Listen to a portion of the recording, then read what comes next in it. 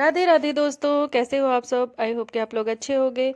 तो आज का व्लॉग स्टार्ट कर दिया। आज 24 तारीख है और दोपहर के 12 बज रहे हैं और हम लोग देखिए निकल चुके हैं। तो आप देख सकते हैं हम ऑटो में जा रहे हैं कहीं पे। और कहीं पे क्या, हम जा रहे हैं दीदी के घर। तो आज दीदी के घर पे रस्में शुरू होने वाली हैं। हल्दी तेल की रस्म, माड़ो मटमंगरा वाली रस्म आज से शुरू होने वाली है। तो हम लोग तिलक से ही वैसे शादी की सारी रस्में शुरू हो गई हैं, बट हम लोग पहुंच नहीं पाए थे द्रूही के एग्ज़ाम्स वगैरह के चक्कर में, कि डेट शीट आनी थी उसके चक्कर में। तो अब हम जा रहे हैं 24 तारीख को और निकल चुके हैं। तो हम लोग देखिए ऑटो से जा रहे हैं। ऑटो कितना भयंकर शेक कर रहा है। तो एक्चुअली दोस्तों हुआ क्या कि हमारे साथ लोचा हो गया, हमारे साथ धोखा हो गया। जो हमने गाड़ी बुक करी थी ना दीदी के यहाँ जाने के लिए, सारा सामान लेके जाने के लिए, तो उन भैया ने लास्ट टाइम पे कहीं और की बुकिंग ले ली और हमें आनन फानन में फिर तुरंत ही कहाँ से बुकिंग मिलती। तो हम लोगों ने फिर ऑटो किया और ऑटो से ही जा रहे हैं। तो काफ़ी ज़्यादा दूर नहीं है मेरी ननंद का घर, बहुत ही पास में ही है, 10-15 मिनट का रास्ता है हमारे घर से। तो ऑटो वगैरह से भी जा जा सकता है। थोड़ा गांव का रास्ता है ना, रूरल एरिया है, तो थोड़ी ऑटो में फिर पटका पटकी तो होती है, जैसा कि आप देख सकते हैं। तो फिर अभी हम लोग पहुंचने वाले ऑटो से ही हमारी दीदी के घर पे। यहाँ पीछे सारा सामान वगैरह जो भी जाना था, तो आटा चावल वगैरह और सूटकेस वगैरह जो हम गिफ्ट में दे रहे हैं, और जो परात वगैरह सारी चीज़ें हमने सब, अपना सामान भी पहनने ओढ़ने का सब सूटकेस मैंने भी भर लिया है। तो सब लेके जा रहे हैं। तो इसी ऑटो से ही हम लोग जा रहे हैं और पापा साथ में जा रहे हैं। पापा हमें छोड़ के चले आएंगे और कान्हू को भी मैंने साथ में ले लिया है। तो कान्हू भी जा रहे हैं बुआ के घर दीदी की शादी अटेंड करने। तो यहाँ देखिए अपनी बकेट में बैठे हुए हैं कान्हू, और यही इनका झूला है, झूलते ही बस इसमें ऑटो में चल रहे हैं ये भी हमारे साथ। तो कान्हू महाराज भी चल रहे हैं दीदी की शादी में। और पहुंचने ही वाले हम लोग, एकदम दीदी के घर के सामने बस आ ही गए हैं, क्योंकि ज़्यादा दूरी का रास्ता नहीं है। और अभी हम लोग निकल चुके हैं। पांडे जी आएंगे कल, क्योंकि आज ड्यूटी कर लेंगे तब, नहीं सॉरी आज शाम को आएंगे। और ड्यूटी इनकी आज की छूट लेना, इसलिए वो नहीं आए थे। हम लोग कल बस से ही आ गए थे।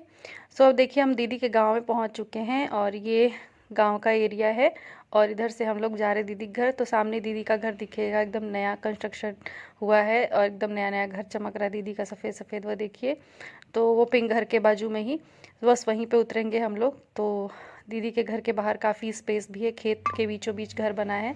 तो बहुत अच्छे, चारों तरफ से गेहूं और सरसों की बुआई हुई है, तो हरियाली है। और देखिए हम लोग उतर चुके हैं ऑटो से और सारा लगेज जो है हमारा सब उतर रहा है। साथ में ही सारा सामान जो भी है गिफ्ट देने वाला वो भी सब उतर रहा है। तो मम्मी जी ने बोला था स्पेशली मुझे कि खड़े होके तुम सामान उतरवा लेना, क्योंकि पापा जी मेरे थोड़ा कम सुनते हैं। तो उनको अच्छे से समझ में आया या ना आए, इसलिए मम्मी ने बोला था कि तुम खड़े होके सारा सामान उतरवा लेना। वही मैं देख रही हूँ और हाथ में ले रखा है मिठाई का डब्बा। तो जब भी कभी जाते हैं बहन बेटियों के घर पे तो खाली हाथ नहीं जाते, मिठाई का डब्बा तो लेके जाते। तो वो हमने रास्ते में ही अभी ख़रीदा है और बाज़ार में। यहाँ पे सारा सामान उतर गया है और पापा सामान उतरवा रहे हैं। तो ये देखिए यहाँ पे मेरी भांजी भी आके दौड़ के लग गई थी काम करने में, क्योंकि भांजी ही हैं अकेली और कोई है भी कहाँ, बाकी सब लोग तो काम में ही हैं।